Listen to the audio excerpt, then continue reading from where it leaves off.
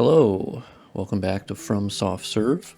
Today we're going to do the thing I wanted to do for a long time, which is actually compare the unmodded Dark Souls Remastered to my Dark Souls Re-Remastered mod through the magic of video editing, and I found a good way to do the comparisons. So we're going to do some quick Firelink shrine before and after, and that way you can kind of better visualize the differences. So here you can notice this is the unmodded game I'm in right now, and I have the Wanderer set on, so notice the colors of the Wanderer set, the foliage, no shadows, the current texture quality, and then we'll be right back with the Dark Souls Re-Remastered version. And we're back.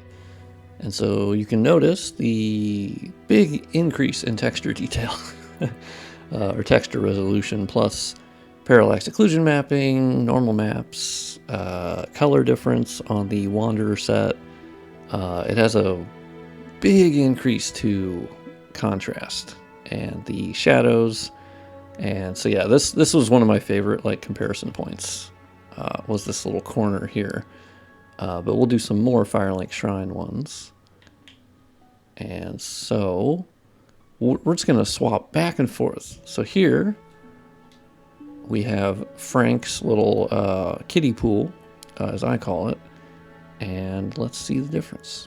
So you can tell the difference is it's much more washed out, and the green quantity of the color profile in Firelink Shrine. Dark Souls Remastered, the unmodded one, they really pushed green a lot, and Prepare to Die is more blue as their primary color, green being their secondary color.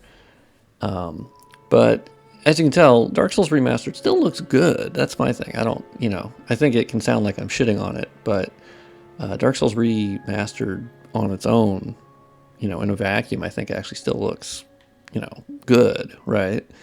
Because obviously it's based on the, god tier art direction of From Software. I just disagree with some of their changes, right? All right, let's switch armor sets to the hard leather. I'm trying to pick things I've actually upscaled, right? So let's go down here and get a nice shot of the Bonfire, which normally when I'm recording, I'm using the classic Bonfire mod that I do link in the description of my mod that puts back the Prepare to Die Bonfire. But here I have just the standard remastered Bonfire. And so the big difference, of course, here, well, the mini, obviously, grass, the fog being more visible, that actually isn't intended, but fog is handled through an SFX, and it's not controllable directly. Like each blade of, each bunch of grass or the tree or the different map pieces here, I can select them and control the way that they look and their color profile and how bright they are, and I can handle all that. But the fog is not selectable in that way. I cannot control that. So it is reacting to the param changes, but it's not directly controllable. And they function differently than, these settings were meant more for Prepare to Die than they were for Remastered. So that's why the fog is more visible. The options for fixing that is either getting rid of the fog, but that I'd have to maybe do a poll to see if people care about the fog. I don't know. Or maybe people are fine with there being more visible fog. I don't know. But anyway, obviously texture quality, shadows on the grass, tree, everything.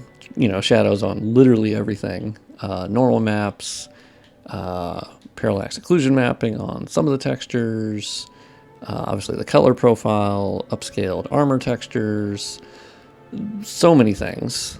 But yeah, looks pretty good. I'm honestly happy with where it's at.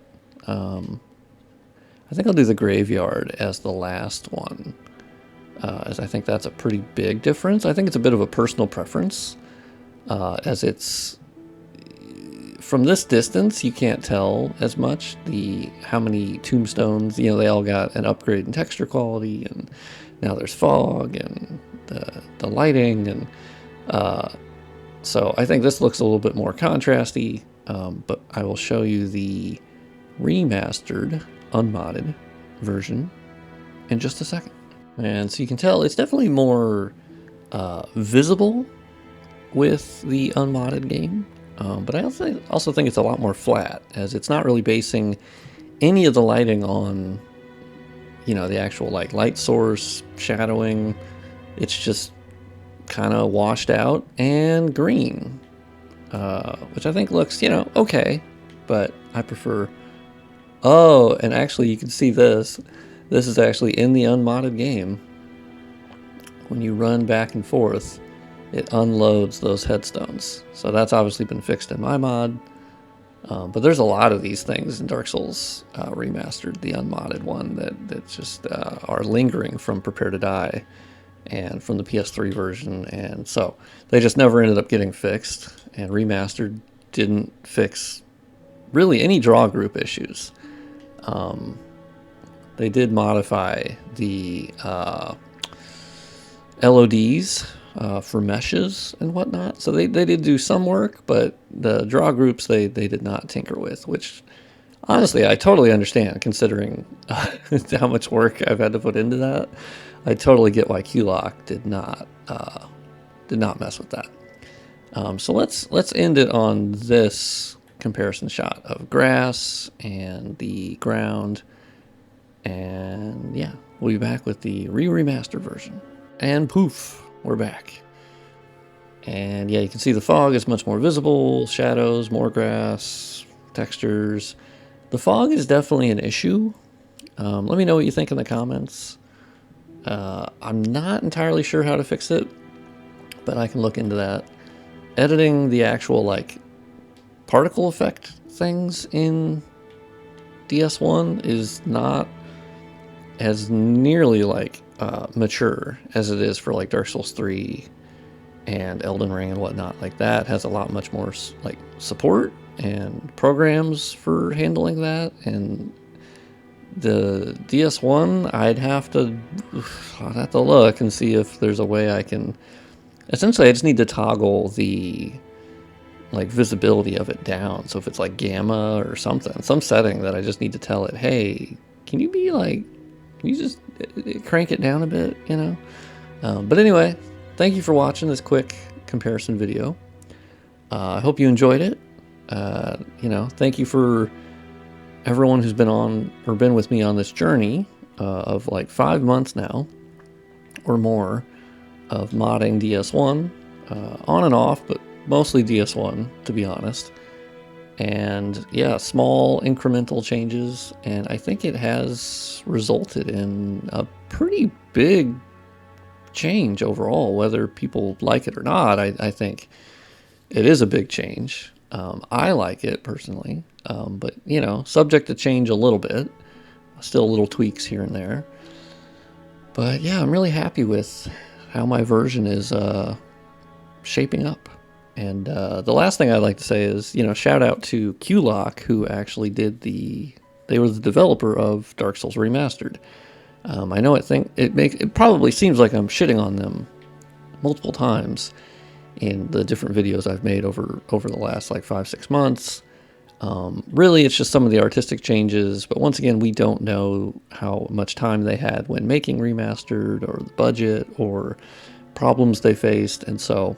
But my mod only exists because of their work and the technical work and the fact that I can make all these upgrades and it still runs the same like locked 60 FPS, except for when I fucked some stuff up. But I fixed those performance issues. So new build coming soon. I hope to post it either today or tomorrow. That will have more bug fixes, and performance should be increased again in Undead Burg. Because Undead Burg and Darkroot Garden and Sense Fortress, that whole like Nexus area and including Firelink Shrine too, that's where everything is like truly interconnected, and that's where you get more performance problems than any other map really. Because I've never had an issue on any other map, and so that's really where the place was to fix it. So I've done more draw group changes and making sure it's only rendering exactly what it needs. And that should lower GPU utilization for people. and CPU, to be honest, because there's just less things to load at any given time. So hope to make it, more performant. Obviously, currently, I think I get a locked 60 now across the entire game, and I'm running on a Ryzen 5 3600 with a RTX 2060, so nothing like too crazy. If anything, the 2060s from 2018, that's when it was new, and it was mid-range back then. So, or at least when it launched, right? It was not considered high-end. It was considered maybe still mid-range, yeah.